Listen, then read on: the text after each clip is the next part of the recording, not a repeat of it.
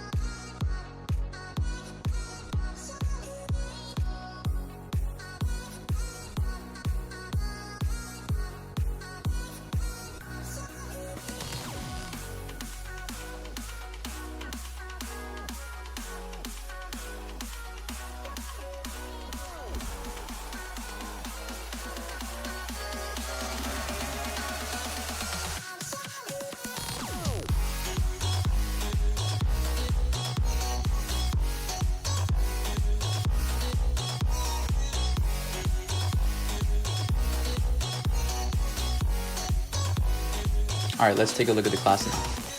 So in our character overview, as you can see, our spell power is 918. Therefore, this means that the class is a spell-based class. And like I said earlier, full wizard enhancements with a stable ranged weapon work best. Just gonna switch over to stable here before I continue. There we go. So yeah, full wizard enhancements, stable range, and for the rank 4 passives, one of them is called Inscribed Arrows, which increases your damage over time by 12%. And the next one is Master Tactician, which increases wisdom and dodge by 18%.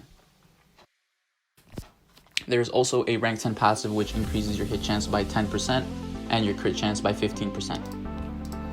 But yeah, let's take a look at the first ability. So our first ability is called Send Arrow, which has a 2-second cooldown. And what this does is it attacks up to 3 targets, dealing moderate damage. And each auto attack, you actually apply a minor damage over time for 3 seconds, which stacks up to 6. So every auto attack, you're going to be dealing a higher damage over time onto the target that you're fighting, or targets, should I say. 250, 188, 313. So you guys you can tell that it hits 3 targets. I'm just going to go ahead and show on this boss over here. So first damage over time we have 112, 125, 188. And you can tell that progressively it increases. I think it's hit 400 before, or maybe 375 is the cap, I'm not too sure. But this is the damage over time that I'm receiving with full luck enhancements. Sorry, full wizard enhancements, I mean. But yeah, each auto attack, your damage over time increases. So that ability, pretty straightforward. And yeah, let's take a look at the second one. Alright, so the second ability is called Flight, which requires 15 mana and has an 8-second cooldown. What this ability does is that it applies something called Vantage Point, which increases your hit chance and dodge chance by 15% for 6 seconds. And also, using this ability before you attack a target will only hit 1 target. So I use my second ability, and then when I use my first ability, it only attacks 1 target. And then once Vantage Point fades, goes back to attacking multiple targets. And it also increases your overall damage over time by 50%, and this is only applied to 1 target. So if you're attacking multiple targets before you use your second ability, you'll be dealing damage over time to all targets, but when you use your second ability, only 1 target will be affected. So I'm just going to go ahead and show you the damage over time, how high it can get. So So I'm gonna go ahead first, stack my Send Arrow to 6. Alright, I'm gonna go ahead and use my second ability, 375, 542. So yeah, you can tell that the damage over time does increase, since it's increased by 50% for the duration. And the ability fades out, and you go back to regular damage over time based on how much Send Arrow you have collected. But yeah, that's the second ability. So the third one is called Apocalyptic Overdrive, which requires 26 mana and has a 12-second cooldown. So what this ability does is that if you have Vantage Point in play, meaning if you use your second ability before your third ability, then you're able to stun up to 3 targets. So there we go, I use my second and third. All 3 targets have been stunned for 3 seconds. And then it fades out, and then they start attacking you again. So that's one of the effects. That's if you use your second ability and then third, then you stun them. There's a second part to this ability, because if you do not use Vantage Point, it applies something called Catalyst, which siphons their haste, lowering it by 20% while maxing out your haste for 8 seconds. So if you just use this ability, then your haste is maxed out, and then it lowers their haste by 20%. And as you can tell, my auto attacks are a lot quicker. Show you guys one more time. So there you go. I'm getting like auto attack every like 0.7, 0.8 seconds, when really the auto attack itself is 2-second cooldown. So using your third ability by itself gives you a faster auto attack speed. But yeah, that's that. Now the fourth ability is called Fallen's Judgment, which requires 18 mana and has a 20-second cooldown. What this does is it grants you a high heal over time, which doubles your endurance for 10 seconds. However, your auto attacks can't apply to Send Arrow. So what this means is that if you use your fourth ability, then your Send Arrows do not get applied, therefore you don't deal a damage over time. You get that heal over time of around 400. And once the Fallen Judgment fades, then you start applying a damage over time. And then you can stack that up to 6. Alright, on to the fifth ability. So this one's called Crystallis Veil. Requires 32 mana and it has a 13-second cooldown. And what this ability does is that it increases your damage resistance by 25% for 8 seconds and applies Clean Cut, which increases your crit chance by 25% for 6 seconds. So essentially, this ability just buffs you, and using it just means you'll be able to do a lot more crits, and also you're going to be taking a lot less damage since your damage resistance is increased by 25% for 8 seconds. So yeah, essentially it's just a buff. Alright, so there's the breakdown of the class's abilities. Now we're just going to talk about a couple key points to remember when using this class. So if you're going to be farming with this class, I recommend you don't use your second ability, as it will make you attack only 1 target. Show you again here. See, only 1 target is attacked. But if you don't use your second ability, then you can attack up to 3 targets. Now this is important for farming because when you're dealing with several monsters, you want to kill them as quickly as possible. Therefore, using the second ability will just slow it down. But yeah, just keep that in mind. The second aspect you want to remember about this class is the third ability. So with this one, there's 2 effects. The first effect is if you use your second ability and then your third ability, you're able to stun them for 3 seconds, all three of the targets. So you can see all 3 of them are stunned here. That's one of the effects. And then there's another effect where if you just use the third ability by itself, your your attack speed will be increased. So as you can see, attacking like every 0.7, 0.8 seconds. Show you again here. So there it is, faster attack speed. So that's another thing you want to just keep in mind. Another thing you want to keep in mind about this class is that using your fourth ability will prevent you from applying Send Arrow. You can attack all 3 targets, but as you can see, Send Arrow is not applied to any one of the targets. Therefore, you're not applying a damage over time. Once the Fallen Judgment fades out, then you're able to deal a damage over time. That's what it looks like when you use your fourth ability, and then when you don't use it, you're applying a damage over time that can be stacked up to 6. And you can see it's increasing over here. So yeah, that's another key point you want to remember. Alright, so when you're using this class for farming, assuming the fact that you're fighting several monsters, the combo you want to use is your third and fifth ability. Hit him with auto attack, third, fifth ability, and what this does is it increases your auto attack speed, increases your crit chance, and also increases your damage resistance. So that is the ideal combo you want to use. You don't want to use your second ability, like I said earlier, when farming, because it's going to make you single target, and that's not what you want when you're fighting several monsters. And as for your fourth skill, you only want to use this when you need health, since all it does is give you a heal over time. And at the same time, using this ability prevents you from stacking Send Arrow, which is the damage over time, which is also something pretty important you want to remember when using this class for farming, since it is a generally damage over time based class.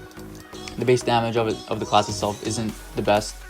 It hits, a couple 1Ks, 1.2, 1.3K, but it is the damage over time that's most important as well. So keep that in mind. Fourth ability only when you need health. Alright, so when it comes to soloing with this class, the combo you want to use is your third, second, and then a fifth ability. The fifth ability, if you have the mana, that is. But the two most important skills for soloing is your second and third ability. So the third, you get that attack speed boost. Use your second, apply the Send Arrow. And then from your fifth, you get that 25% damage resistance increase and the crit chance increase by 25% for 6 seconds. So yes, third, second, fifth, and that's generally the combo for soloing. My opinion on this class when it comes to soloing is that it's a good class. It has good sustain. It's just it has trouble when dealing with hard-hitting bosses. But like bosses like this guy over here, he doesn't hit that hard. So fourth ability is not really that necessary. You only want to use that when you need sustain and when you need health. But you know, generally it's a good soloing class. I personally think that this class is a lot better for farming in PvP. When it comes to soloing, there's a bunch of other classes that can do a much better job at a faster rate and deal a lot more damage. Alright, now let's take a look at this class in PvP. So the combo you want to use, your third, second, and fifth ability if you have mana. So there we go. Good crit right off the bat. Oh lord. Hey, there we go. Oh man, am I gonna get him there? There we go, nice. Okay, so that's like generally what it looks like in PvP. My opinion on this class, I'm gonna be brutally honest. The class is good in PvP, it's just the base damage is not solid. It doesn't have, you know, 2Ks, 3Ks like other classes in PvP, but it is a good PvP class. It's just you heavily rely on pretty much every single ability. And I just versed my friend Swellix, who's using the exact same class. If you're versing another class that's like, you know, a high damage dealer, for instance, you know, like Vindicator of Day, or like Pyromancer, or you know, Shadow Side General class, then you ultimately rely on every single ability here, and especially your sustain, which is your fourth ability. So keep in mind, mana consumption in PvP is not the best. Mana consumption up against several targets is good, but when you're up against one target in PvP, you want to make sure you're using your abilities to its maximum potential. But yeah, overall great class. Just ultimately depends on what class you're versing and how you use the class. But yeah guys, there you have it, full class guide on Abyssal Angel Shadow class. To generally summarize my opinion on this class, I personally like it for PvP and farming. It's a great class for farming. Probably one of the best next to Blazebinder and like Shaman class, but yeah, those two it's best for. I don't like it too much in soloing as there are other classes that deal a lot more damage. This class is just, the base damage is a little low. Kind of really, you know, relies on the damage over time, and it's just a little bit slower than the other classes that I've seen before. But in general, great class, I love it. Would definitely recommend you guys picking it up. And like I said earlier in the video, this class will be returning for 2K AC every single year in the Black Friday shop, so if you don't get a chance to pick it up this year, you'll have another chance next year. But nonetheless, I definitely recommend picking this class up for farming. But yeah, that's about it for the class. So if you enjoyed this video, go ahead, leave a comment down below, like the video, share the video with your friends, do whatever you want. And if you haven't seen my previous video, I'll leave a link in the description down below.